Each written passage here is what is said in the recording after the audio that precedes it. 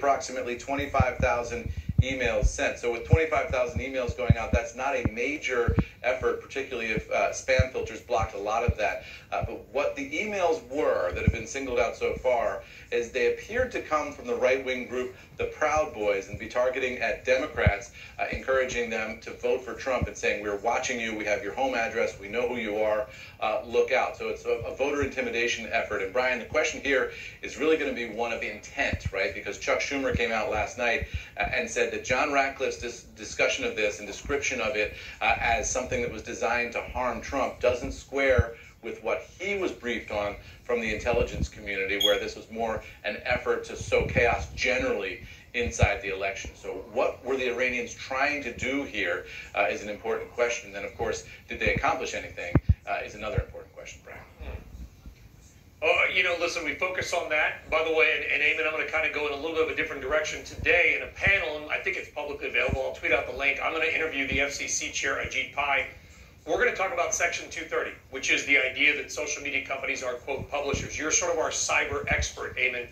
I'll ask you this. I mean, we focus on the election, but do we need to focus more on the cyber side of things, whether it's emails, social media, because that's how the information gets distributed? Maybe, and I'll just tongue-in-cheek it, maybe we all just need to stay off this stuff for the next couple of weeks.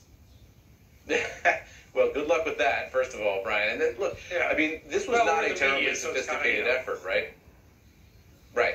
I mean, this was not a terribly sophisticated effort. They grabbed a bunch of emails that are, if not in public domain, fairly close to it. A lot of this stuff is available on the black market relatively cheap, and patched together a kind of a ham-fisted intimidation effort. And not clear that anybody was intimidated by this, although it is spooky to get an email from a group saying that they're targeting you no matter what. So, they're spamming voters. Is that going to move the needle in any of these counties? That's unknown right now. But I think to your broader point, Brian, the question is, what do we do about these tech companies in general? I mean, they have insisted for years that they're just platforms, they're not publishers, and therefore they don't have any liability for any content that crosses their wires, so to speak, in the way a media company would. And that's a big question. If you change that sort of description of the industry, you change the industry altogether. Back over to you. You do, but when you talk about democracy potentially being at risk, I mean, one wonders, I'm not advocating either way, I just wonder what the discussion is. You say, oh, we're just a platform. Well, you're just a platform that allows mass distribution of information. We'll find out. It could be an interesting conversation with the FCC chair today at 11 a.m. Eamon Javers, thank you very much. Yeah, will be. All right, now to the